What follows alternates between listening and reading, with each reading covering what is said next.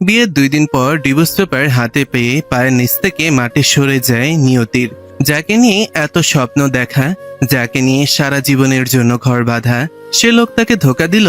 ধপাস করে নিয়তি সোফায় বসে পড়ে। নির্মল কোমল কণ্ঠে মিষ্টি স্বরে বলে ওঠে, আমি তোমাকে নিজের ইচ্ছাতে বিয়ে করিনি। আমি তোমাকে নিজের সাথে জড়াতে পারবো না। তোমার সাথে যা হয়েছে তার জন্য আমাকে ক্ষমা করে দিও। নিয়তির কোনো সারা শব্দ নেই। নির্বাণের কথাগুলো শুনে যাচ্ছেন। চারিদিকে অন্ধকার ঘনিয়ে আসছে। মাথার ওপর দিয়ে সব যাচ্ছে। মাথায় যেন আকাশ ভেঙে পড়েছে। নিয়তির 2 নয়ন থেকে অশ্রু গড়িয়ে পড়ছে। নিয়তির কোনো সারা শব্দ না পেয়ে নির্বাণ নিয়তির কাঁধে হাত রাখে। নিয়তি কাঁধে হালকা হাতের স্পর্শ পেয়ে কেঁপে ওঠে। নিয়তি চোখের জল মুছে ভাঙা গলায় বলে, আপনি এসব কি বলছেন? আমার সাথে নিশ্চয়ই মজা করছেন, তাই না? আমি তোমার সাথে কোনো মজা করছি না। আমি যা বলছি একদম সত্য কথা বলছি। আমি এই সম্পর্ক এগিয়ে নিয়ে যেতে পারবো না। নিয়তির অবস্থা বোঝার জন্য নিজেকে স্বাভাবিক করার চেষ্টা করে। কথা বলার শক্তি নেই। ডিভোর্স পেপারটা টি টেবিলে রেখে শক্তি না থাকা সত্ত্বেও দাঁড়িয়ে পড়ে। ভাঙা গলায় আটকে আটকে বলে ওঠে, তাহলে আপনি কেন আমাকে বিয়ে করলেন? আপনি বিয়েতে না করে দিতেন, কেন আমার জীবন নিয়ে খেললেন? আমি তো আপনার কোনো ক্ষতি করিনি, কেন আমার এত বড় ক্ষতি করলেন? ক্ষতির কথা আর দোষারোপের কথা শুনে নির্বাণ একটু রেগে যায়। নির্বাণ ক্ষোভ নিয়ে ঘৃণার সাথে বলে ওঠে, আমি তোমার জীবন নিয়ে খেলতে চাইনি। তোমার জীবন নিয়ে খেলেছে তোমার বাবা। আমি তোমাকে বিয়ে করেছি শুধু চাহিদা মেটানোর জন্য। নির্বাণ আরো কিছু বলতে নেবে তার আগেই নিয়তি নির্বাণের গালে কষে একটা থাপ্পড় বসিয়ে দেয়। নির্বাণ নিয়তির এমন ব্যবহার দেখে রেগে যায়। নির্বাণও কোনো অংশে কম নয়। সেও নিয়তিকে পাল্টা থাপ্পড় বসিয়ে দেয়। নিয়তি বিছানার ওপর ছিটকে পড়ে যায়। ঠোঁট ফেটে রক্ত বেরিয়ে আসে। নির্বাণ কর্কশ গলায় বলে ওঠে, তোমাদের মতো মেয়েদের সাথে এমনই হওয়া উচিত। তোমার বাবা তোমাকে আমার কাছে বিক্রি করে দিয়েছেন। আমি তোমাকে টাকার বিনিময়ে কিনে নিয়ে এসেছি। নিয়তি গালে হাত দিয়ে আমাকে যা খুশি তাই বলেন, কিন্তু আমার বাবাকে নিয়ে কিছু বলবেন না। আমার কাছে আমার বাবা ঈশ্বর তুল্য। নিয়তির কথা শুনে নির্বাণ অট্টহাসি দিয়ে, তোমার মতো বোকা মেয়ে এই দুনিয়াতে আর একটাও নেই। তুমি কি জানো আমি তোমাকে 2 দিনের জন্য বিয়ে করেছি? 2 দিনে তোমার রেট কত? নিয়তি চকিত হয়ে ঘৃণার সাথে উঁচু স্বরে, আমার রেট মানে? আপনি কি আমাকে বাজারের মেয়ে ভাবছেন?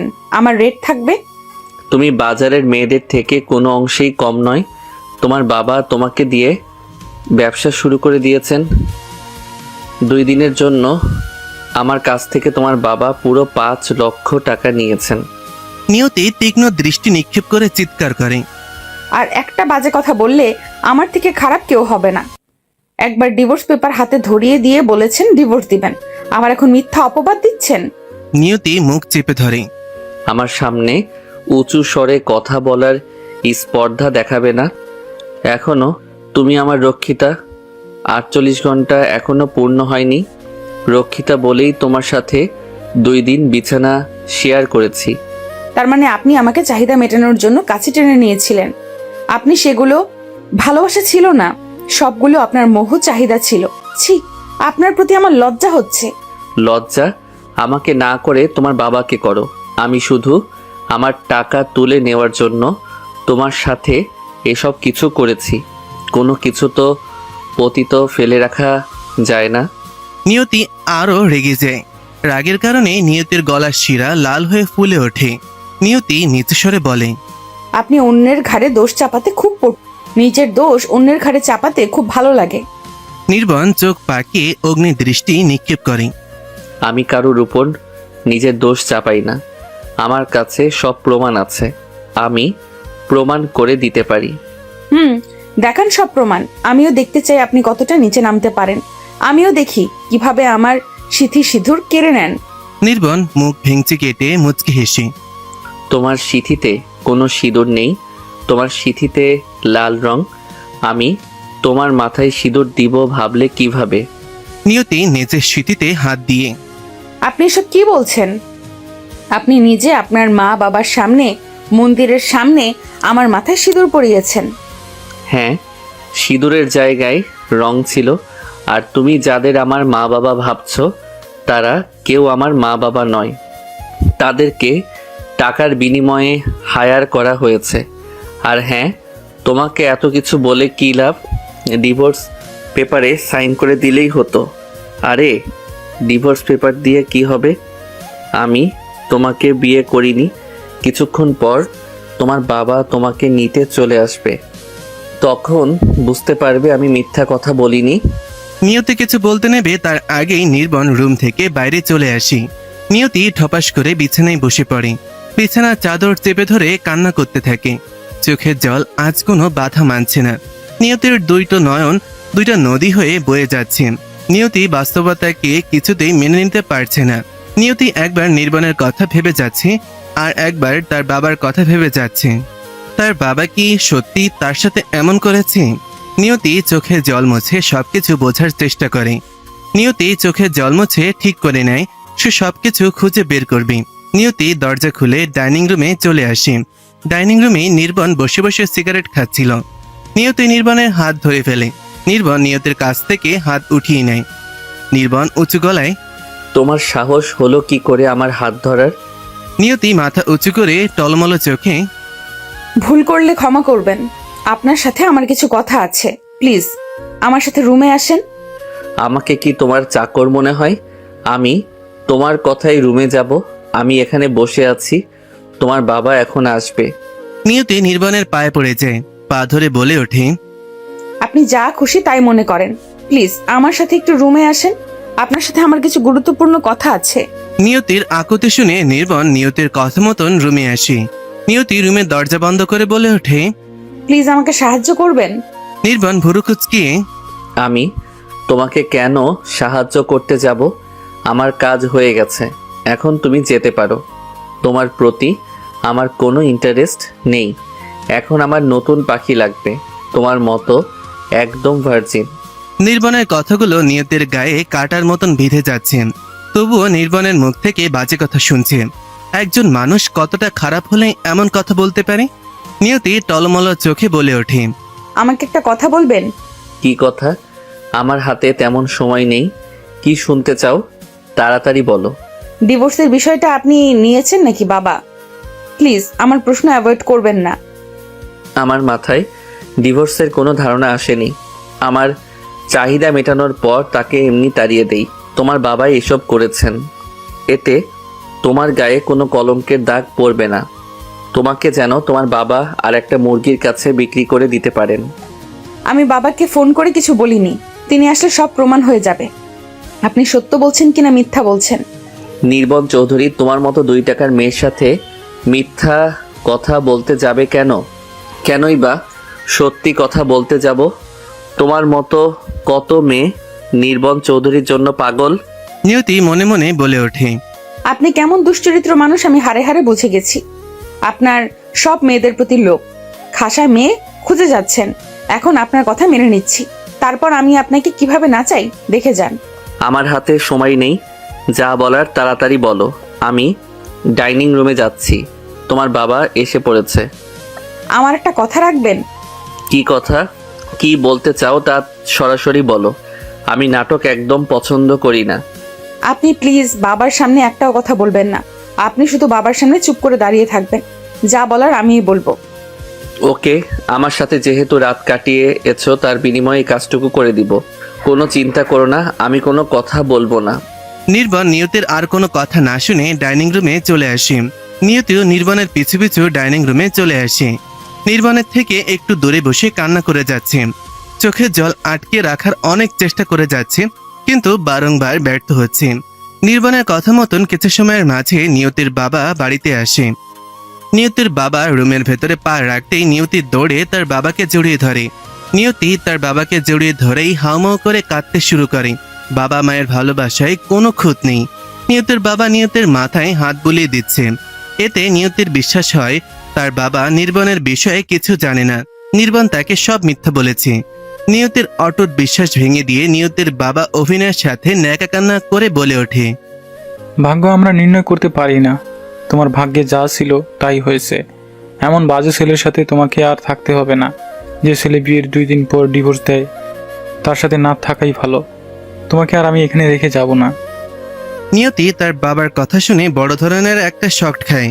নিয়তি বুঝতে পারছে না এই লোকটাই তার বাবা। শেষে কিনা নিজের বাবাই নিজের জীবনের সাথে এত বড় খেলা খেললো। নিয়তি তার বাবাকে ছেড়ে দিয়ে দু কদম পিছিয়ে যায়। নিয়তির বাবা ডেভিল মার্কা মুচকি হাসি দিয়ে বলে, নিয়তি, আমি এই নির্বনকে কিছুতেই ছাড়বো না। আমি নির্বনকে জেলের ভাত খাইয়েই ছাড়বো। আমার মেয়ের জীবনের 12টা বাজিয়ে সে কখনো শান্তিতে থাকতে পারবে না। নিয়তি আরো জোরে চিৎকার করে হাউমাউ করে কেঁদে ফেলল। আর কষ্ট লুকিয়ে রাখতে পারল না, হাত পা ছড়িয়ে ফ্লোরে বসে পড়ে। নিয়তি বুঝতে পারছে না সে এখন কি করবে। সে তার বাবার কাছে যাবে নাকি নির্বাণের সাথে থেকে যাবে? কিভাবেই বা নির্বাণের সাথে থাকবে? তাদের তো বিয়েই হয়নি। আর তার বাবার সাথেই বা কিভাবে যাবে? তার বাবা আবার কোনো বড়লোকের ছেলের কাছে বিক্রি করে দেবে না তো? নির্বাণ এবং নিয়তির বাবা দুজনেই নিয়তির কাঁধে হাত রাখে। নিয়তি নির্বাণকে জড়িয়ে ধরে। এতে নির্বাণ অনেক ভয় পেয়ে যায়। মিনিট 5 পর নিয়তি চোখের জল মুছে উঠে দাঁড়ায়। নিয়তি নিজেকে স্বাভাবিক রাখার চেষ্টা করে। বাবা, আপনি আমার চোখের সামনে থেকে এখনই চলে যান। আমি কিছু করে বসি, তার আগেই আপনি চলে যান। এমন করো না, আসো আমরা বাড়িতে চলে যাই। নিয়তি ক্ষোভ নিয়ে ঘৃণার সাথে তিক্ত স্বরে, ছি বাবা, আপনি আপনার আদরের মেয়ের সাথে এমন ব্যবহার করতে পারলেন? আমি আপনাকে খুব বিশ্বাস করতাম, আপনার কথা অন্ধের মতো বিশ্বাস করতাম, কোনোদিন ভালোবাসায় ত্রুটি রাখিনি, কিন্তু আজ আপনাকে ততটাই অবিশ্বাস ও ঘৃণা করি।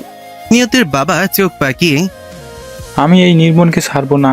এর জন্য আজ আমার মেয়ে পাগল হয়ে গেছে। নিয়তির বাবা নির্বাণের দিকে তেড়ে গেলে নিয়তি নির্বাণের সামনে দাঁড়ায়।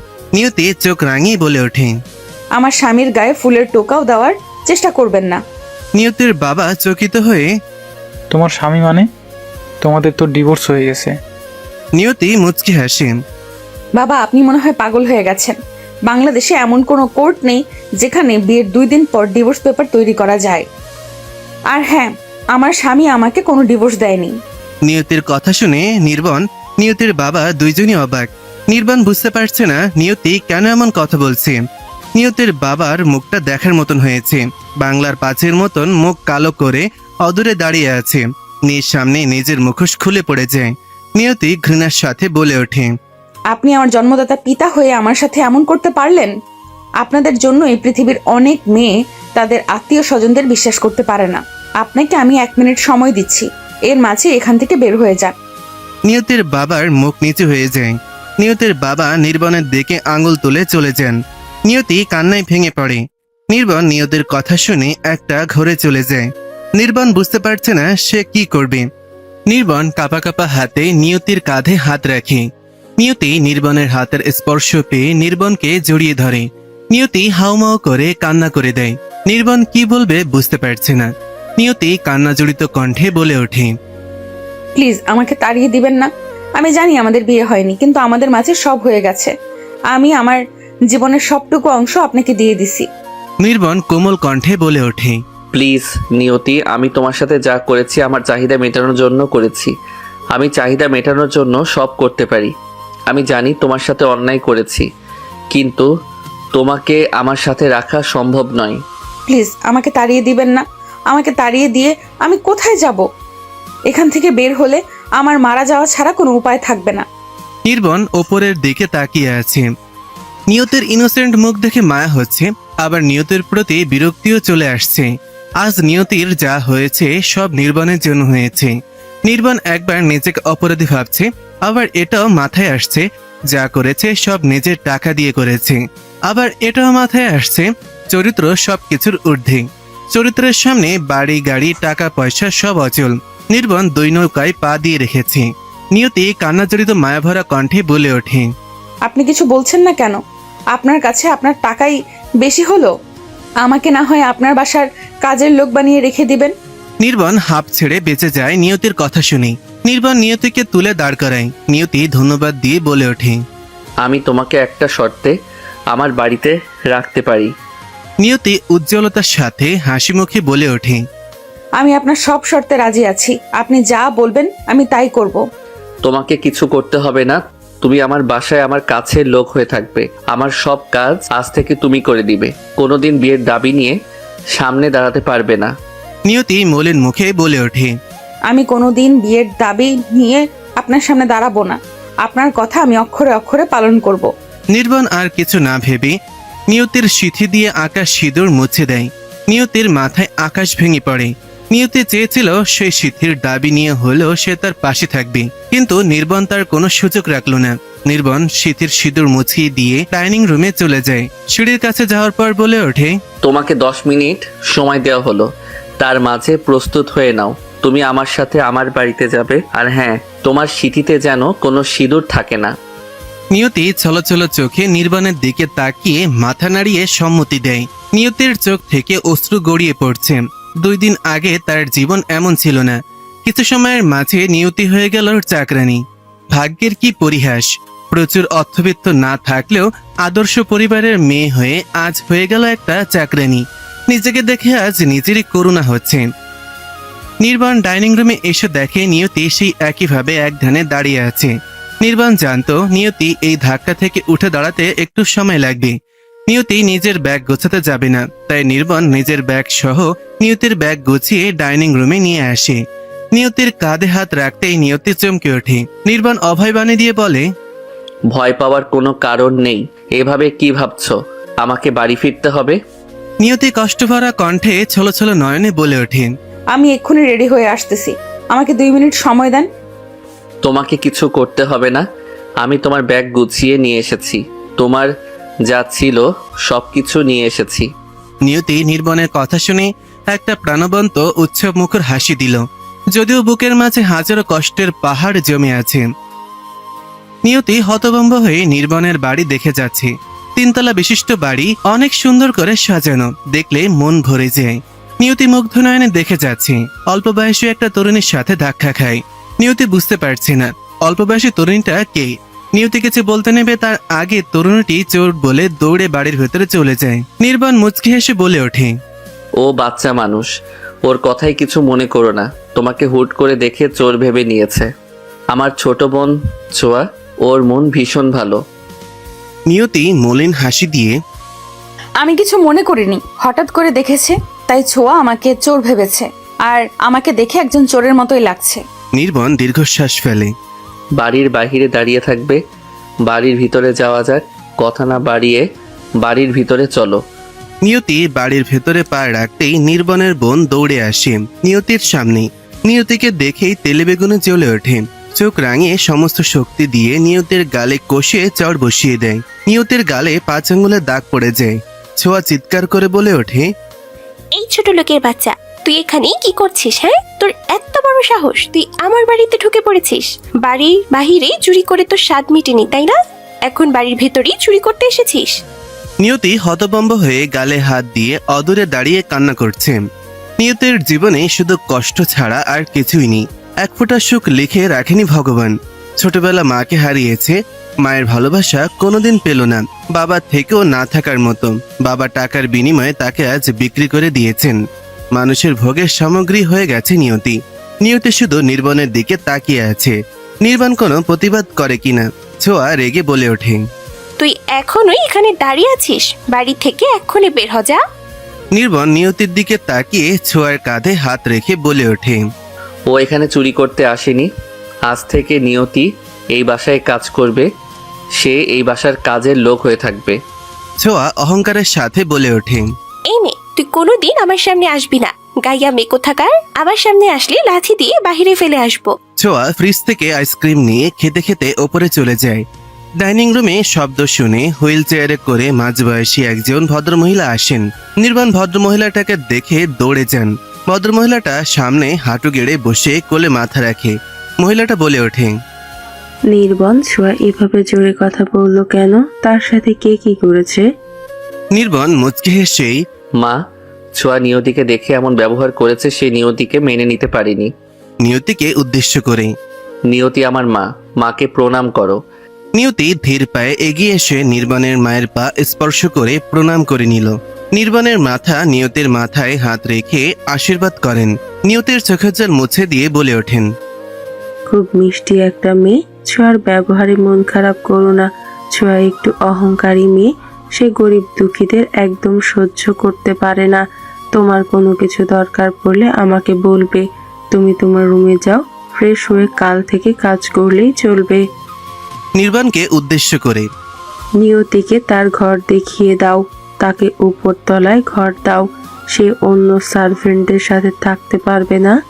নিয়তি নির্বাণের মায়ের ভালোবাসা পেয়ে সকল কষ্ট ভুলে যায়। এই বাড়িতে নির্বাণ ছোঁয়া উশৃঙ্খল ছেলে মেয়ে হলেও নির্বাণের মায়ের মন খুব ভালো, তিনি অল্পতেই সবাইকে আপন করে নেন। নিয়তি নির্বাণের রুমের সামনে দাঁড়িয়ে আছে। নির্বাণ এক ধ্যানে অফিসের কাজ করে যাচ্ছে। রুমের দ্বার খোলা রেখেই নিয়তি নির্বাণকে দেখে যাচ্ছে। নির্বাণ কাজ শেষ করে দ্বার বন্ধ না করে ঘুমিয়ে পড়ে। নির্বাণ ঘুমানোর পর নিয়তি ধীরে ধীরে নির্বাণের রুমে আসে। নির্বাণের গায়ে কম্বল টেনে দিয়ে মনে মনে বলে ওঠে নিয়তি, আপনি আমাকে স্ত্রী হিসেবে মানেন বা না মানেন, আমি আপনাকে স্বামী হিসেবে মেনে নিয়েছি। আপনার স্থান আমি অন্য কাউকে দিতে পারবো না, আর আপনাকে আমি অন্য কারো কাছে যেতে দেব না। আমি আপনাকে সব রকম অন্যায় কাজ থেকে বিরত রাখার চেষ্টা করব, আর কোনো মেয়ের জীবন নিয়ে আপনাকে খেলতে দিব না। নিয়তি নির্বাণের মাথায় হাত বুলিয়ে দিচ্ছে আর সকল রাগ অভিমান চোখের জলে খেয়ে ফেলে দিচ্ছে। কখন যে নিয়তি ঘুমিয়ে পড়েছে জানা নেই। ভোর 6টায় নিয়তির ঘুম ভেঙে যায়। নির্বাণ যেন কিছু জানতে না পারে সেজন্য তাড়াতাড়ি করে নির্বাণের রুম থেকে চলে আসে। ফ্রেশ হয়ে রান্নাবান্না করতে যায়। বাড়ির সকলের জন্য চা বসায়। নিয়তির বাবা অন্যত্র বিয়ে করায় নিয়তি রান্নাবান্নার সব কাজ ভালোভাবে শিখে নিয়েছে। সৎমায়ের ঘরে থাকতে হলে নিজেকেই সব কাজ করে থাকতে হয়। শুধু নিজের কাজ নয়, পরিবারের অন্যদের কাজও করে দিতে হয়। জুতা সেলাই থেকে চণ্ডী পাঠ সব করতে হয় যদি ঘরে সৎমা থাকে। নিয়তি প্রথমে চা নিয়ে যান নির্বাণের মায়ের ঘরে। তিনি বিছানা থেকে ওঠার চেষ্টা করেছেন। অ্যাক্সিডেন্টের কারণে নির্বাণের মায়ের কোমরের পাঁজরের হাড় ভেঙে যায়, যার ফলে তিনি আর হাঁটতে পারেন না, হুইল চেয়ারে করে চলাফেরা করেন। নিয়তি তাড়াতাড়ি করে নির্বাণের মায়ের কাছে আসে। তার মাকে অতি যত্ন সহকারে হুইল চেয়ারে বসিয়ে দেয়। নির্বাণের মা মুচকে হেসে বলে, এত সকালে তোমাকে উঠতে কে বলেছে? বাড়ির সকলের ঘুম সকাল 9টা না বাজলে ভাঙে না, তুমি 9টা অবধি ঘুমোতে পারো। নিয়তি চা এগিয়ে দিয়ে, না মা, আমি এত সকাল অবধি ঘুম আসি না, আমার অভ্যাস হয়ে গেছে সকাল সকাল ওঠা। গরম গরম চা খেয়ে নেন, ভালো লাগবে। নিয়তি হাত কাচুমাচু করে যাচ্ছে, কারণ সে হুট করেই বাড়ির মালকিনকে মা বলে সম্বোধন করেছে। অসহায় দৃষ্টিতে ছলছল নয়নে নিয়তি নির্বাণের মায়ের দিকে তাকিয়ে আছে। চায়ের কাপে চুমুক দিয়ে, বাহ, তুমি খুব ভালো চা বানাতে পারো, তোমার চা বানানোর হাত খুব ভালো, আমি কিন্তু প্রতিদিন তোমার হাতে চা খাবো।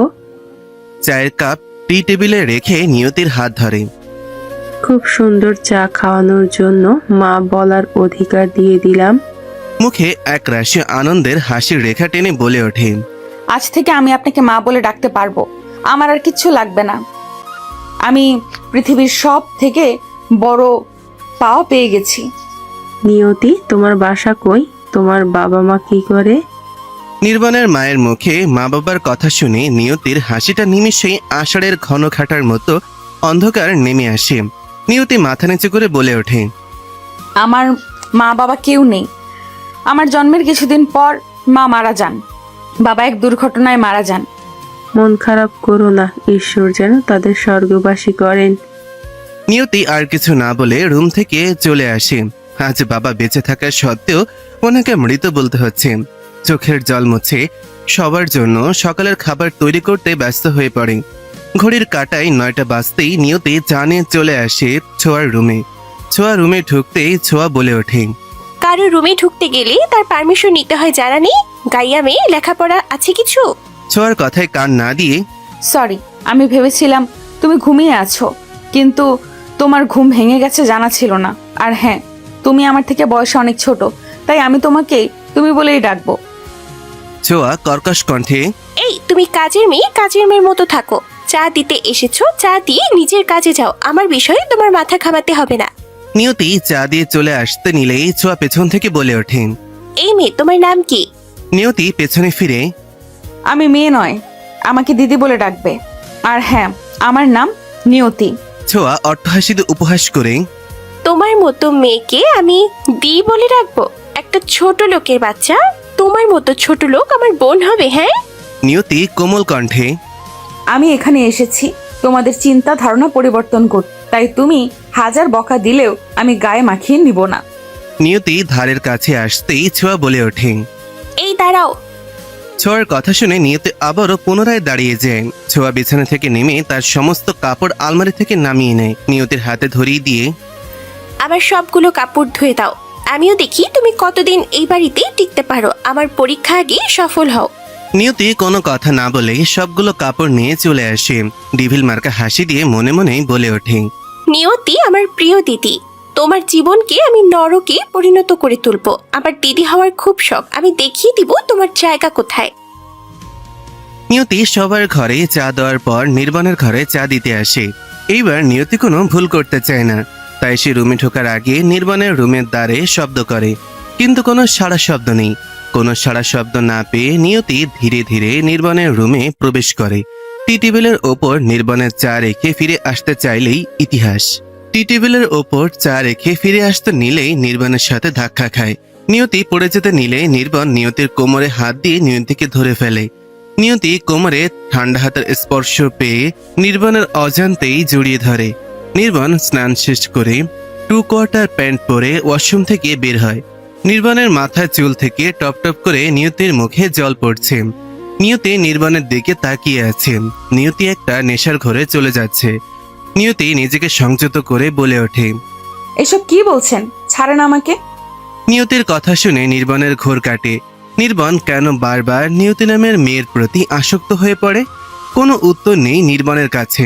নির্বাণ নিয়তিকে ছেড়ে দিয়ে এক কদম পিছিয়ে দাঁড়ায়। নির্বাণ নিয়তির দিকে অপলক দৃষ্টিতে একবার তাকিয়ে বলে ওঠে, এত তারা কিসের? সাবধানে কাজ করতে পারো না? আজ যদি ধাক্কা খেয়ে ফ্লোরে পড়ে যেতে, তখন তোমার এত সুন্দর কোমর আর থাকতো না। নিয়তি মুচকি হেসে খালি গায়ে না থেকে টি শার্ট পরে নেন। শীতের মাঝে খালি গায়ে থাকলে আপনার ঠান্ডা লেগে যাবে। নির্বাণ নিয়তির দিকে ঝুঁকে আমি খালি গায়ে থাকলে তোমার সমস্যা? আমি খালি গায়ে থাকবো, কোনো কিছু গায়ে জড়াবো না। বিড়বিড় করে বলে, অসভ্য লোক, এটা আপনার ইচ্ছা। আপনার চা টি টেবিলের উপর রাখা আছে। আমার অনেক কাজ আছে। চা খেয়ে নিচে চলে আসেন, আমি সবার জন্য সকালের নাস্তা প্রস্তুত করছি। খাবার টেবিলে সবাই খাচ্ছে। নিয়তি অন্যান্য সার্ভেন্টের মতন খাবার পরিবেশন করে যাচ্ছে। নিয়তি তো কাজের মেয়ে, তাকে এত এমন কাজ করতে হবে, সেজন্য নিয়তি খারাপ কিছু মনে করেনি। তাছাড়া সবার খাওয়া হলেই নিয়তি খাবার খায়। অন্যকে খাওয়ানোর মাঝে নিয়তি তৃপ্তি পায়। নির্বাণের মা নিয়তিকে বলে ওঠেন, নিয়তি, আমাদের সাথে খাবার খেয়ে নাও। আমাদের যা লাগবে আমরা নিজ হাতে নিয়ে নিব। নিয়তি নির্বাণের মায়ের জবাবে কিছু বলার আগেই ছোঁয়া চেয়ার থেকে উঠে দাঁড়িয়ে বলে, মা, তোমার বুদ্ধি দিন দিন লুপ পেয়ে যাচ্ছে।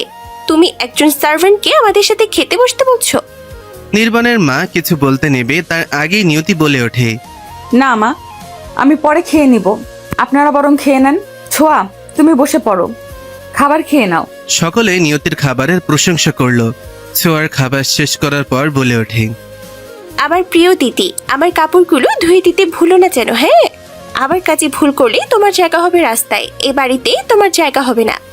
নির্বাণ নিয়তির দিকে তাকিয়ে উপরে চলে যায়।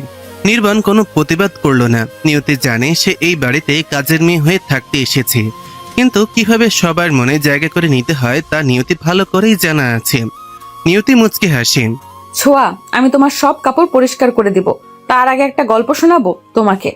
সোফায় বসতে বসতে বলে ওঠে, কি গল্প শুনতে চাও তুমি? ভেবে নিও না তোমার গল্পে মুগ্ধ হয়ে আমি তোমাকে এই কাজ থেকে মুক্তি দেব।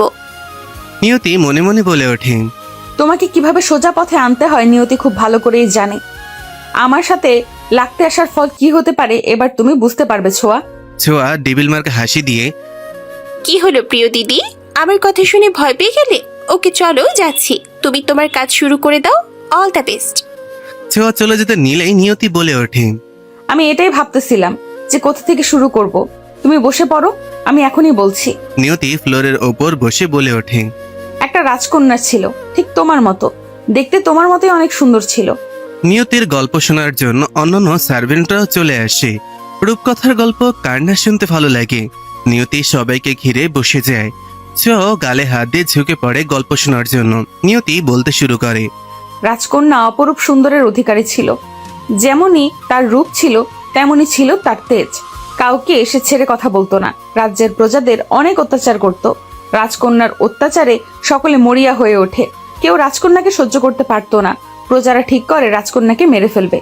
নিয়তি ছোঁয়ার দিকে তাকিয়ে দেখে ছোঁয়া মন দিয়ে গল্প শুনছে। নিয়তি মুচকে হেসে মনে মনে বলে ওঠে, ছোঁয়া, তুমি আমার ফাঁদে পা দিয়ে দিছো। এখন তোমার অবস্থা আমি নাজেহাল করে ছাড়বো। তোমাকে সঠিক পথে আমি নিয়ে আসবো। তোমার সকল ভুল চিন্তা ধারণার পরিবর্তন আমি ঘটাবো। ছোঁয়া বলে ওঠে। কি হলো, থেমে গেলে কেন? তারপর রাজকন্যার কি হলো? নিয়তি সকলের দিকে একবার তাকিয়ে আমি একটা শর্তেই বলতে পারি। আমার শর্তে রাজি থাকলে আমি বলবো। সকলে একসাথে বলে ওঠে। কি শর্ত? আমরা সবাই রাজি আছি। শর্তটা হলো এই যে গল্প শেষ না হওয়া অবধি কেউ এখান থেকে উঠতে পারবে না। ভূত এসে তোমাদের তুলে নিয়ে গেলেও না। ভূতের কথা বলাতে সবাই গল্পের প্রতি আরো ইন্টারেস্টেড হয়ে পড়ে। সবাই একটু এগিয়ে বসে একসাথে বলে ওঠে। কোথাও যাব না, তুমি গল্পটা বলে যাও। নিয়তি মুচকি হেসে পুনরায় বলতে শুরু করে। তারপর প্রজারা ঠিক করে রাজকন্যাকে মেরে ফেলবে। কিভাবে মেরে ফেলবে কোনো উপায় পায় না। গ্রামের লোকজন রাতে ভূত সেজে রাজকন্যাকে ভয় দেখাতে গেল, কিন্তু রাজকন্যা ভূতকে ভয় না পেয়ে ভূতের দিকে তীর ছুঁড়ে মারে। কোনো রকম জীবন বাঁচিয়ে চলে আসে। সকলে হতাশ হয়ে পড়ে। কথায় আছে না, যেখানে শেষ সেখানেই শুরু। কোনো উপায় না পেয়ে ধোপানির মেয়ে বলে ওঠে, রাজকন্যাকে শাস্তি আমি দেব। ধোপানির মেয়ের কথা শুনে প্রজারা হাসাহাসি শুরু করে। তাকে নিয়ে বিভিন্ন বাজে কথা সহ উপহাস করতে থাকে, কিন্তু ধোপানির মেয়ে তাদের কথা কান্না দিয়ে বলে ওঠে, আমি নিন্দুকের কথায় কান দেই না। রাজকন্যাকে তার শাস্তির সঠিক জবাব দিব, এটাই আমার মূল কাজ। ধোপানির মেয়ের আত্মবিশ্বাস দেখে সকলে তার কথা মেনে নেয়। বিশ্বাস না করা ছাড়া তাদের কোনো উপায় ছিল না। কিছুতেই অত্যাচারী রাজকন্যাকে হারানো যাচ্ছিল না। ধোপানির মেয়ে প্রতিদিনের মতো রাজবাড়িতে যায়। সেদিন শুরু রাজকন্যার পোশাক নিয়ে আসে পরিষ্কার করার জন্য।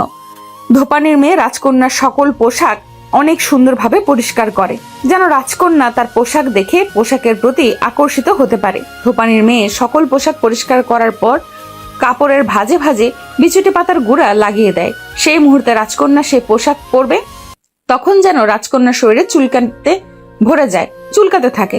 ধোপানির মেয়ে সুন্দরভাবে সন্ধ্যার দিকে রাজকন্যার পোশাক দিয়ে আসে। খুব নিখুঁতভাবে পোশাকগুলো পরিষ্কার করায় রাজকন্যা খুব খুশি হয়। খুশি হয়ে রাজকন্যা পোশাকগুলোর মাঝখান থেকে একটা গর্জিয়াস পোশাক পরে নেয়। পোশাক পরার সাথে সাথে সারা দেহে চুলকানো শুরু হয়ে যায়। রাজকন্যার সুন্দর চেহারা ঝলসে পড়ে। মায়াবী চেহারা একদম বাজে হয়ে যায়। নিয়তি কথা বলা শেষ করে ছোঁয়ার কাপড় নিয়ে ওয়াশরুমের দিকে এগিয়ে যেতে থাকে। ছোঁয়া তাড়াতাড়ি করে নিয়তির পথ আটকায়। নিয়তি বলে ওঠে, তুমি আমার পথ আটকে দাঁড়িয়ে আছো কেন? তোমাকে আমার পোশাক পরিষ্কার করতে হবে না, আমি আমার পোশাক নিজেই পরিষ্কার করে নিব। ছোঁয়ার ভয় ভয়ে চেহারা দেখে নিয়তি মুচকে হেসে বলে ওঠে, আমার কাছেও বিছুটি পাতার গুঁড়ো আছে। ভয় পাওয়ার কোনো কারণ নেই। আজ তোমার পোশাকে কোনো বিছুটি পাতার গুঁড়ো লাগিয়ে দিব না। ছোঁয়া নিয়তির হাত থেকে তার পোশাক কেড়ে নিয়ে চিৎকার করে বলে ওঠে, আমি বললাম না আমার পোশাক আমি ধুতো করব। যাও অন্য কাজ করো। তোমার তো এইসব কাজ করার অভ্যাস নেই, তুমি পারবে না। তোমার হাতে ফোসকা পড়ে যাবে, আর এইসব ফোসকা ওয়াশিং মেশিনে ধৌত করা যাবে না। আমার পোশাক নিয়ে তোমাকে চিন্তা করতে হবে না, যাও এখান থেকে। নিয়তি মুচকে হেসে ছোঁয়ার সামনে থেকে চলে আসে। নিয়তি যা চেয়েছিল তা সে করতে পেরেছে। নিয়তির হাসি দেখে মনে হচ্ছে সে নিয়তি বিশ্ব জয় করে নিয়ে ফিরেছে। সকল সার্ভেন্ট এসে নিয়তির পাশে দাঁড়ায়। সকলে নিয়তির প্রশংসা করতে থাকে। সবাই বলতে থাকে, ছোঁয়া এতগুলো কাপড় কিভাবে পরিষ্কার করবে, তা এবার দেখার পালা। আমিও দেখবো ছোঁয়া কিভাবে এতগুলো কাপড় পরিষ্কার করে। সবাই ওয়াশরুমের বাইরে দাঁড়িয়ে থেকে দেখছে ছোঁয়া কি করে। ছোঁয়া নিজের কাপড়গুলো ভালোভাবে পানিতে ভেজাতে পারছে না। অনেক কষ্ট করে সবগুলো কাপড় সাবানের পানিতে ভিজিয়ে নেয়। ইউটিউব দেখে দেখে কাপড় পরিষ্কার করার ট্রেনিং নিচ্ছে। কাপড়ের ওপর সাবান লাগাতে গিয়ে কাপড়ে পড়ে যায়, যা দেখে সবাই হেসে ওঠে। ছোঁয়া আর পারছে না, না পারছে ভালো মতন কাচতে, না পারছে ভালোভাবে ধৌত করতে। ছোঁয়ার এমন নাজেহাল অবস্থা দেখে সকলে বিনোদন নিয়ে যাচ্ছে। ছোঁয়া সকলের হাসি দেখে ওয়াশরুমের দ্বার বন্ধ করে দেয়। নিয়তি নির্বাণের পছন্দের সব খাবার রান্না করে। নির্বাণের মায়ের কাছ থেকে নির্বাণের অফিসের ঠিকানা নেয়। নিয়তি একা একা চলে যেতে নিলে নির্বাণের মা বাড়ির গাড়িতে করে নিয়ে যেতে বলেন। নিয়তি নাকচ করে দিলেও জোর করে বাড়ির গাড়িতে করে পাঠিয়ে দেন। নিয়তি নির্বাণের অফিসের সামনে এসে এক কলিগের কাছ থেকে নির্বাণের কেবিনের সন্ধান নেয়। নিয়তি নির্বাণের কেবিনের কাছে এসে কেবিনের দ্বার শব্দ করে রুমে ঢুকেই রহস্য খুঁজে পায়। নির্বাণ পাগলের মতন আবিরের মাথা নিজের কোলে রেখে বলে যাচ্ছে। প্লিজ অধীর চোখ মেলে তাকা, তোর সাথে আর কখনো খারাপ ব্যবহার করব না। তুই উঠে দাঁড়া। নির্বাণকে দেখে মনে হচ্ছে নির্বাণ আবিরের সাথে কিছু করছে। আবির অচেতন হয়ে ফ্লোরে পড়ে আছে, কোনো সাড়া শব্দ নেই।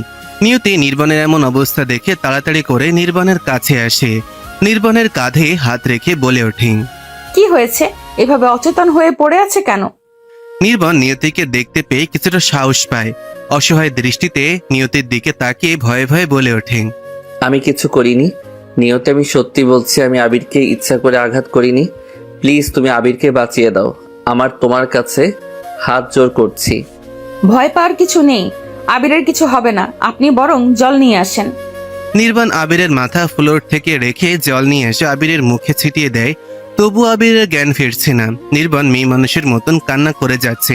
নিয়তি নির্বাণের কাঁধে হাত রেখে এইভাবে ভেঙে পড়লে চলবে না, আপনি বরং অ্যাম্বুলেন্স ডাকেন। আবিরের কিছু হবে না তো? আমি আছি আবিরের কাছে, আপনি বরং অ্যাম্বুলেন্সকে ফোন দেন যেন তাড়াতাড়ি আসে, বলে দিবেন। নির্বাণ আর আবির খুব ভালো ফ্রেন্ড। সেই ছোটবেলা থেকে একে অপরের বন্ধু। তাদের মাঝে এর আগে এমন কখনো হয়নি, কখনো কেউ অন্যের দ্বারা আঘাত পায়নি। নির্বাণ মন দিয়ে অফিসের সব কাজ করে যাচ্ছে। এমন সময় আবির নির্বাণের কাছে আসে। কি রে, এত মন দিয়ে কি কাজ করিস? নির্বাণ ফাইলের দিকে দৃষ্টি রেখেই বলে ওঠে। নতুন একটা প্রজেক্টের কাজ পেয়েছি, আমি চাই সেই প্রজেক্টটা সর্বোচ্চ হোক, আর এই প্রজেক্টের সাথে আমার মান সম্মান জড়িয়ে আছে। চিন্তা করিস না, তোর প্রজেক্টেই বেস্ট হবে। তুই সেই ছোটবেলা থেকে অফিসের কাজ করে যাচ্ছিস, তোর প্রজেক্টের কাছে সবকিছু হার মানবে। খুব ভয় লাগছে, কিছু ভুল হয়ে গেলেই সব কিছু তছনছ হয়ে যাবে। আমার মান সম্মান সব এই প্রজেক্টের উপর জড়িয়ে আছে। এত চিন্তা করার কোনো কারণ নেই। তুই প্রজেক্টে হার মানলেও আমি তোকে আমার শালাবাবু বানাবো। শালাবাবু কথাটা নির্বাণ ভালোভাবে নিতে পারল না। নির্বাণ অগ্নিদৃষ্টি করে আবির, তুই তোর লিমিটের মাঝে থাকবি। তুই ভুলেও আমার বোনের দিকে চোখ তুলে তাকাবি না। আবির আদিক্ষেতা দেখিয়ে নির্বাণের কাছে এসে ঘুরঘুর করে বলে ওঠে। তুই যাই বলিস না কেন, সোয়া শুধু আবিরের। আবির সোয়াকে ছাড়া অন্য কাউকে বিয়ে করবে না। নির্বাণ নিজের রাগ কন্ট্রোল করতে না পেরে আবিরকে ধাক্কা দেয়। আবির দেয়ালের সাথে বাড়ি খায়। সাথে সাথে আবির চিৎকার করে ফ্লোরে পড়ে যায়। নির্বাণ সারা রুমে পায়চারি করছে, তার মাথায় কিছু ঢুকছে না। অ্যাম্বুলেন্সের লোক ফোন ধরছে না। নিয়তি হুট করেই বলে ওঠে। আবিরের জ্ঞান ফিরেছে, আবির সুস্থ হয়ে যাবে, কোনো চিন্তা করতে হবে না। নির্বাণ তাড়াতাড়ি করে আবিরের কাছে আসে। আবির পিনপিন করে আঁখি মেলে তাকায়। আবির আঁখি মেলে তাকিয়ে কিছুই বুঝতে পারছে না। নির্বাণের চোখে মুখে ভয়ের আতঙ্ক। আবির ধীরে ধীরে বলে ওঠে। কি হয়েছে? তুই এভাবে ভয় পেয়ে আসিস কেন? নির্বাণ আবিরকে জড়িয়ে ধরে। তুই ঠিক আছিস তো? তোর কিছু হয়নি তো? তোর কিছু হলে আমি নিজেকে ক্ষমা করতে পারবো না। আরে স্যার, আমাকে তুই যেভাবে জড়িয়ে ধরে আসিস মনে হচ্ছে আমি এখনই মরে যাব। আমার কিছু হয়নি, আমি একদম ঠিক আছি। নির্বাণ আবিরকে ছেড়ে দিয়ে দূরে সরে দাঁড়ায়। আবির রুমে নির্বাণকে ছাড়া আরো একজনকে দেখতে পায়। সে আর কেউই না, সে হচ্ছে নিয়তি। আবির নিয়তির দিকে তাকিয়ে, কে তুমি? তোমাকে ঠিক চিনতে পারলাম না। নির্বাণ কিভাবে নিয়তির পরিচয় দেবে বুঝতে পারছে না। নির্বাণ মাথা নিচু করে ফেলল। নিয়তি পরিস্থিতি বুঝতে পেরে বলে ওঠে। আমি স্যারদের বাসায় কাজ করি, স্যারের জন্য খাবার নিয়ে এসেছি। আবির এক পলক নিয়তির দিকে তাকিয়ে প্রশ্ন ছুড়ে দেয়। তোমাকে দেখে মনে হচ্ছে না তুমি নির্বনের বাসায় কাজ করো। কে তুমি? সত্যি করে বলবে? না, আপনি ভুল ভাবছেন, আমি সত্যিই সেই বাসায় কাজ করি। সবাই আমাকে খুব আদর করে। আমি ওই বাসায় আরও আগে গিয়েছি, কিন্তু তোমাকে কোনোদিন দেখতে পাইনি। কোনো একটা রহস্য তো আছেই। নির্বাণ আবিরের কাঁধে হাত রেখে বলে ওঠে। তুই যেভাবে কথা বলছিস মনে হচ্ছে তুই একজন অ্যাডভোকেট। এবার তুই চুপ করে বস, চল আমরা একসাথে খাবার খাবো। নিয়তি খাবার তাদের সামনে রেখে বাড়িতে চলে আসে। নিয়তি বুঝতে পেরেছে সে একদম ঠিক কাজ করেছে আজ। যদি আবিরের সামনে সত্য কথা বলে দিলে নির্বাণের মাথা নিচু হয়ে যেত। মেয়েরা এমনই হয়, হাজার অপমান করার পরও স্বামীর মাথা নিচু হতে দেবে না। সব সময় স্বামীর পাশে থাকতে চায়। বাঙালি মেয়েদের কাছে এক চিলতে সিঁদুর তার কাছে অনেক মূল্যবান। নিয়তি রুমের ভেতর পা রাখতে ছোঁয়া তার পথ আটকিয়ে দাঁড়ায়। ছোঁয়া নিয়তির দিকে অগ্নি দৃষ্টি নিক্ষেপ করে। আমার প্রিয় দিদি, এতক্ষণ কোথায় ছিলেন? নিয়তি ছোঁয়ার রাগ বুঝতে পারে। ছোঁয়াকে দিয়ে অনেকগুলো কাপড় পরিষ্কার করিয়েছে। ভাবতেই নিয়তির হাসি পাচ্ছে। ছোঁয়াকে রাউন্ড করে বলে ওঠে, ছোঁয়া স্বাস্থ্যের জন্য রাগ ভালো নয়, সকল রাগকে মুছে ফেলো। জলদি খাবার টেবিলে আসো, খেতে দিচ্ছি। ছোঁয়া নাক ফুলিয়ে বলে ওঠে, আমি কিছু খাবো না, আমি তোমাকে দেখে নিব, আমি তোমাকে কিছুতেই ছাড়বো না। নিয়তি ছোঁয়ার হাত থেকে ফোন নিয়ে নিয়তের একটা পিক তুলল। ছোঁয়ার হাতে ফোন ধরিয়ে দিয়ে, ছোঁয়া রাগ করো না, তোমার যখন ইচ্ছা তখন আমাকে দেখে খেতে পারবে। প্রয়োজন পড়লে ফোনের ওয়ালপেপারেও রেখে দিতে পারো, আমি কিছু মাইন্ড করব না। ছোঁয়া রাগে গজগজ করতে করতে নিজের রুমে চলে যায়। নিয়তি ছোঁয়ার এমন অবস্থা দেখে হেসে ওঠে। নিয়তি মনে মনে বলে ওঠে, তোমাদের দুই ভাই বোনদের আমি সঠিক পথে নিয়ে আসব, গরিবদের আর অবহেলা করতে দিব না। আমি নিয়ে আসব তোমাদের মাঝে সমতা। নিয়তি নির্বাণের মায়ের কাছে আসে। নির্বাণের মা নিয়তিকে কাছে টেনে নিয়ে বসান। তিনি মুচকি হেসে বলে ওঠেন, তুমি আজ ঠিক কাজ করছো। তুমি নিজের বুদ্ধি খাটিয়ে ছোঁয়াকে দিয়ে আজ অনেকগুলো কাপড় পরিষ্কার করিয়েছো। নিয়তি ভয়ে ভয়ে বলে ওঠে, আমি ভেবেছিলাম আপনি আমার উপর রাগ করেছেন। আমি তোমার উপর রাগ করব কেন? আমি ছোঁয়াকে এত কাজ করিয়েছি, ছোঁয়া এসব কাজ করতে অভ্যস্ত নয়, কিন্তু আমি তাকে দিয়ে জোর করে কাপড় ধৌত করিয়েছি। নির্বাণের মা একরাশ হাসি দিয়ে, আমি খুব খুশি হয়েছি। তাকে তো সবকিছু শিখতে হবে। এভাবে অহংকার নিয়ে বড় হতে থাকলে তার জীবনে অনেক সমস্যা আসবে। তুমি তোমার বুদ্ধি খাটিয়ে তাকে কাজ শিখিয়ে দিবে। নির্বাণের মায়ের হাতের উপর হাত রেখে বলে ওঠেন, মা, আপনি কোনো চিন্তা করবেন না, আমি সব ঠিক করে দিব। ছোঁয়াকে একজন আদর্শ মেয়ে হিসেবে গড়ে তোলার চেষ্টা করব, শুধু আপনি আমাকে সঙ্গ দিবেন। নিয়তি গালে হাত রেখে, আরে পাগলি, আমি সব সময় তোমার পাশে আছি। তুমি তোমার কাজ অটুট বিশ্বাস রাখো, সাফল্য একদিন আসবেই। নিয়তি এতদিন পর কাউকে ভরসা করতে পারছে। নির্বাণের মায়ের ভালোবাসা পেয়ে নিয়তির চোখের জল এসে পড়ে। কোনো কান্না নয়, কান্না মেয়েদের দুর্বল করে তোলে। আমি চাই তুমি সব সময় হাসি খুশি থাকো। আপনি একদম ঠিক বলেছেন, আর চোখের জল ফেলবো না। এখন থেকে হাসি খুশি থাকবো, আর সকল বাধার সাথে মোকাবেলা করব। নিয়তি চোখের জল মুছে দিয়ে রাতের বেলা নিয়তি চুপি চুপি নির্বাণের রুমে আসে। নির্বাণের গায়ে কম্বল দিয়ে চলে যেতে নিলেই নির্বাণ নিয়তির হাত ধরে ফেলে। নিয়তি চকিত হয়ে নির্বাণের দিকে তাকায়। নিয়তির চোখে মুখে ভয়ের ছাপ স্পষ্ট দেখা যাচ্ছে। নিয়তি আমতামতা করে বলে ওঠে, আপনি এখনো ঘুম আসেননি? আপনি জেগে আছেন? নির্বাণ বিছানা থেকে ওঠে। আমি জেগে আছি, কিন্তু তুমি আমার রুমে কি করছো? নিয়তি ভয়ে ভয়ে বলে ওঠে।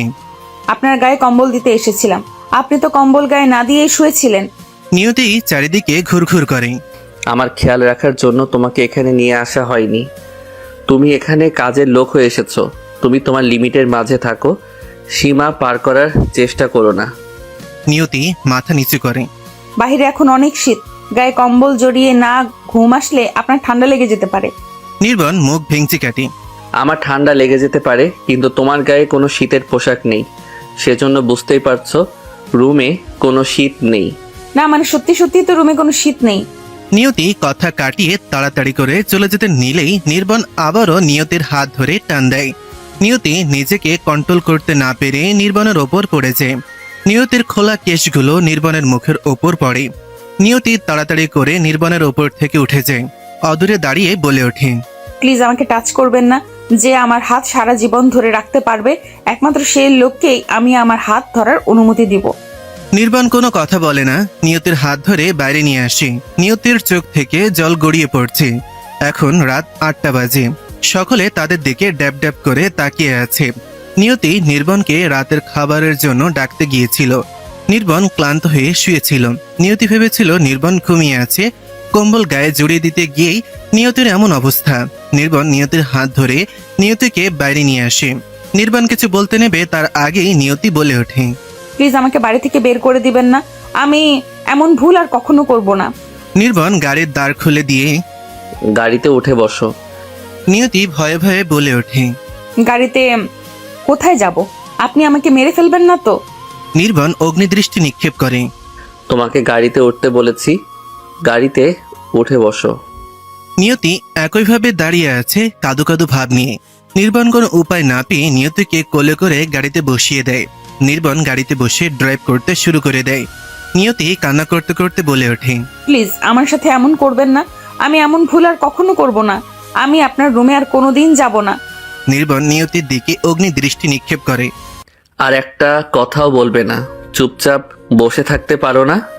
নিয়তির দিকে টিস্যু এগিয়ে দিয়ে চোখের জল মুছে নাও, এক ফোঁটাও যেন চোখ থেকে জল না বের হয়। নিয়তি কোনো কথা বলে না, কেঁদে যাচ্ছে। নির্বাণ গাড়ি নিয়ে বড় একটা শপিং মলে দাঁড় করায়। নিয়তি কিছু বুঝে উঠতে পারছে না গাড়ি শপিং মলে কেন নিয়ে আসলো। নিয়তি আবলের মতো নির্বাণের দিকে তাকিয়ে আছে। নির্বাণ নিয়তিকে নিজের সাথে শপিং মলের ভেতরে নিয়ে যায়। নিয়তি চকিত হয়ে নির্বাণের দিকে তাকিয়ে আছে।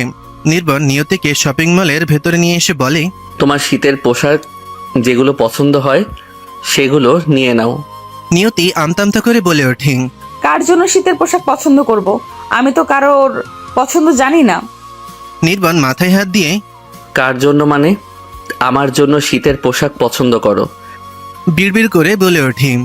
মেয়েদের নিয়ে একটাই সমস্যা, তার শীতের পোশাক নেই, সেজন্য নিয়ে আসলাম। এখন বলছে কার জন্য শীতের পোশাক কিনবে। নিয়তি একটু দূরে দাঁড়িয়ে মনে মনে বলে, আপনার শীতের পোশাক নেই আগে বললেই পারতেন। সেগুলো না হয় আমাকে টানতে টানতে নিয়ে আসলেন। আমি তো ভয় পেয়ে গেছিলাম। নিয়তি নির্বাণের জন্য কয়েকটা জ্যাকেট পছন্দ করে। কাউন্টারে জ্যাকেটগুলো নিয়ে আসতে নির্বাণের চোখ রসগোল্লার মতন বড় বড় হয়ে গেছে। নির্বাণ চকিত হয়ে তুমি ছেলেদের পোশাক পরবে?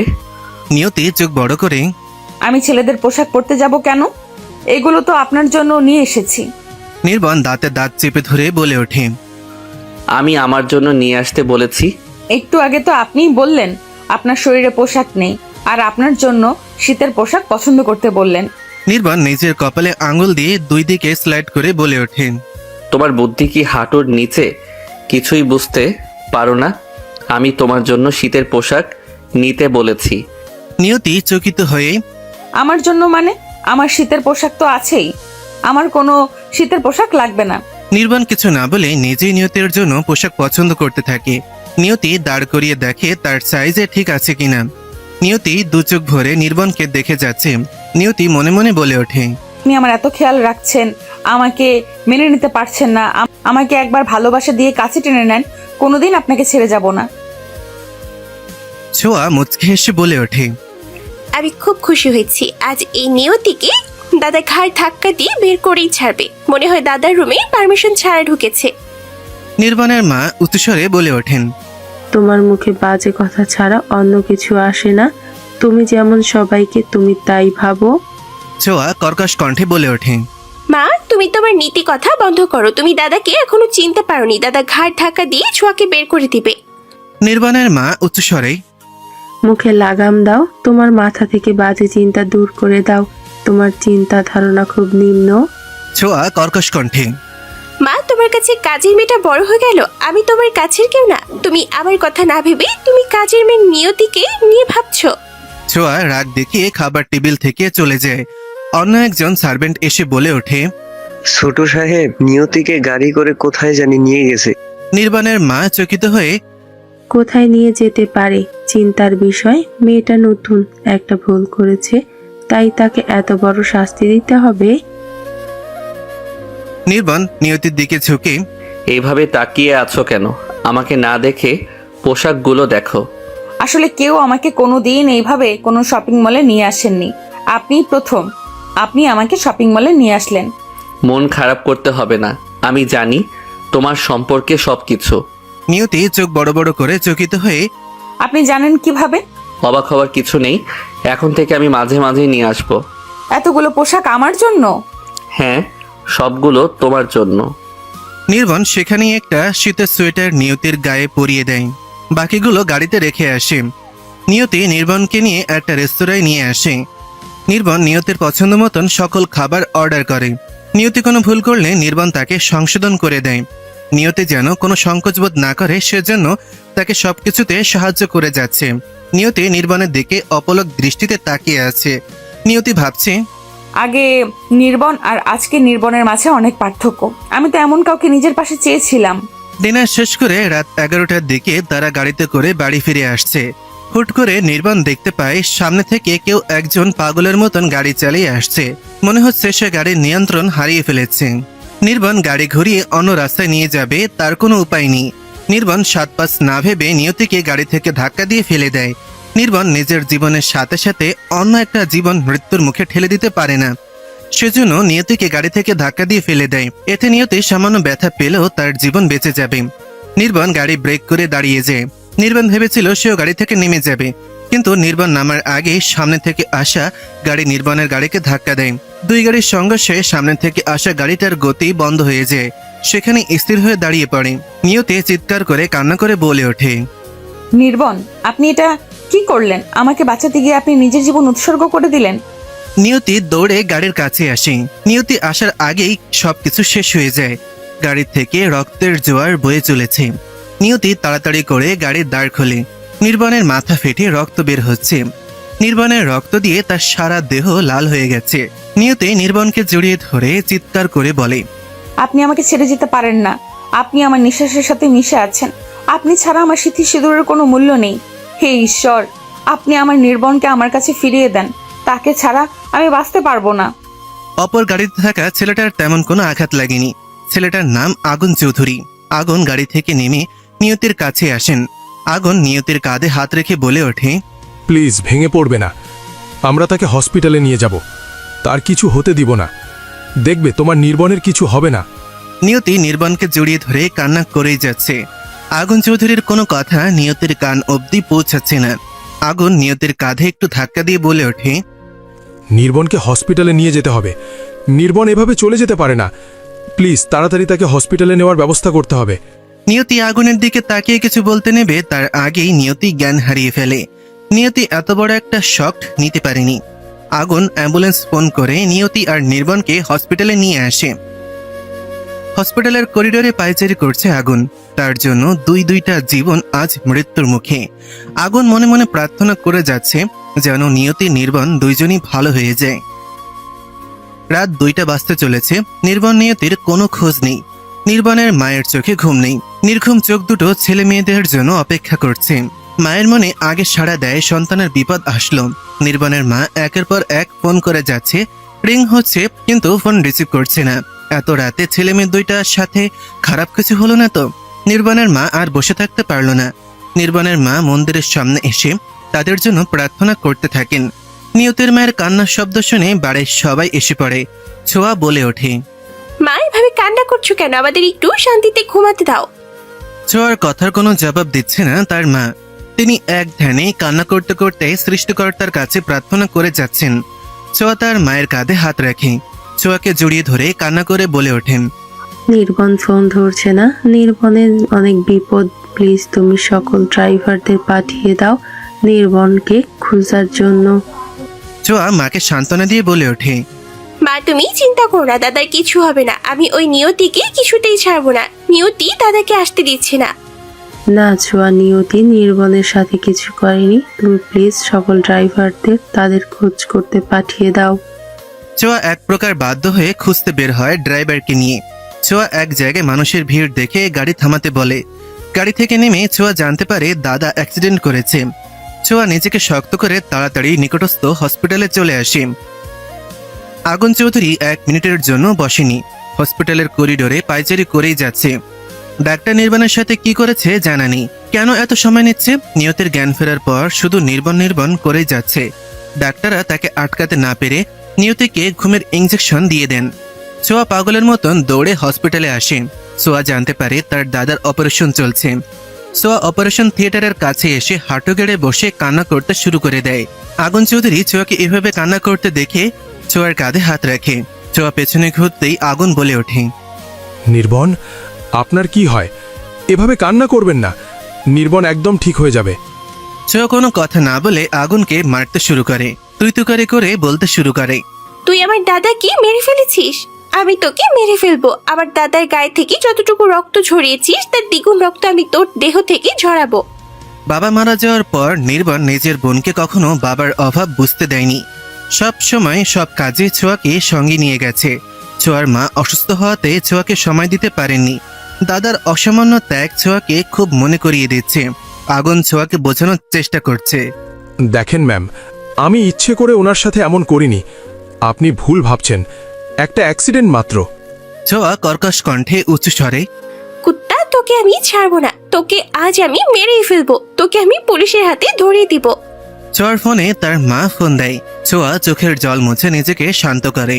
মা, দাদার কিছু হয়নি, দাদা একদম ঠিক আছে। আমি দাদাকে নিয়ে বাড়ি ফিরছি।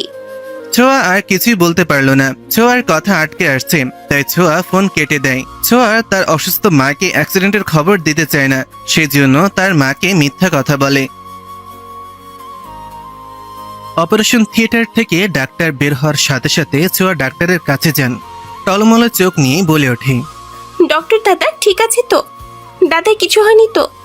ডক্টর ছোঁয়ার কথায় কোনো উত্তর না দিয়ে মুখ কালো করে চলে যেতে থাকে। ছোঁয়া ডক্টরের সামনে এসে আবার পুনরায় প্রশ্ন ছুড়ে মারে ডাক্তারের দিকে। কি হলো ডক্টর? কোনো কথা বলছে না কেন? যত টাকা লাগে আমি দেবো, তবু আমার দাদাকে ঠিক করে দিন। ডক্টর মলিন কণ্ঠে বলে ওঠেন, ম্যাম, আমার সাথে আমার কেবিনে আসেন, সেখানে আপনাকে সব কিছু খুলে বলছি। ছোঁয়া আর আগুন ডক্টরের পিছু পিছু ডক্টরের কেবিনে আসে। ছোঁয়ার চোখ থেকে অনবরত অশ্রু গড়িয়ে পড়ছে। ছোঁয়ার এর আগে কখনো কারোর জন্য এত কষ্ট হয়নি। নিজের বাবার জন্য এতটা কষ্ট হয়নি যতটা কষ্ট হচ্ছে দাদা নির্বাণের জন্য। ডাক্তার মুখ কালো করে বললেন, আমি আপনাদের কাছ থেকে কিছু লুকাতে চাই না। নির্বনের অবস্থা খুব খারাপ, আমরা কিছুই বলতে পারছি না। আর কিছু না বলে ডাক্তার দুই হাত মুঠো করে মাথা নিচু করে কথা বলা বন্ধ করে দেয়। ছোঁয়া ডাক্তারের কথা শুনে জোরে জোরে কান্না করতে থাকে। আগুন ছোঁয়াকে অভয় দিয়ে ডাক্তারের দিকে প্রশ্ন করে, প্লিজ ডক্টর, এভাবে অর্ধেক বলে আমাদের দুশ্চিন্তায় ফেলবেন না, আমাদের সব খুলে বলেন। নির্বনের যদি 24 ঘন্টার মাঝে জ্ঞান ফিরে না আসে, তাহলে তাকে বাঁচানো সম্ভব নয়। আগুন ছোঁয়ার হাতে হাত রেখে ছোঁয়াকে ভরসা দেয়। আগুন আবার বলে ওঠে, নিয়তি ঠিক আছে তো? তার অবস্থা এখন কেমন? একটা নার্স এসে বলে, নিয়তির অবস্থা ভালো নেই। তার জ্ঞান ফেরার পর শুধু নীরবের খোঁজ করে, সেজন্য তাকে ঘুমের ইঞ্জেকশন দিয়ে ঘুম পাড়িয়ে দেওয়া হয়েছে। দেখতে দেখতে সকাল হয়ে যায়। ছোঁয়া তার মায়ের কাছে কিছু লুকাতে পারল না। ছোঁয়া তার মাকে সবকিছু বলে দেয়। ছোঁয়ার মায়ের অবস্থাও নাজেহাল। একমাত্র ছেলের এমন অবস্থা দেখে নিজের বিপি বাড়িয়ে ফেলেছে। নিয়তি নির্বাণের মায়ের কাছে পায়ের কাছে বসে কান্না করে চলেছে। তাদের সাথে আগুন চৌধুরী রয়ে গেছে। তার গায়ে সে রক্তমাখা শার্ট, সেও কোথাও যায়নি। সে নিজেকে দোষারোপ করে যাচ্ছে। তারপর আসে সেই মুমূর্ষু মুহূর্ত।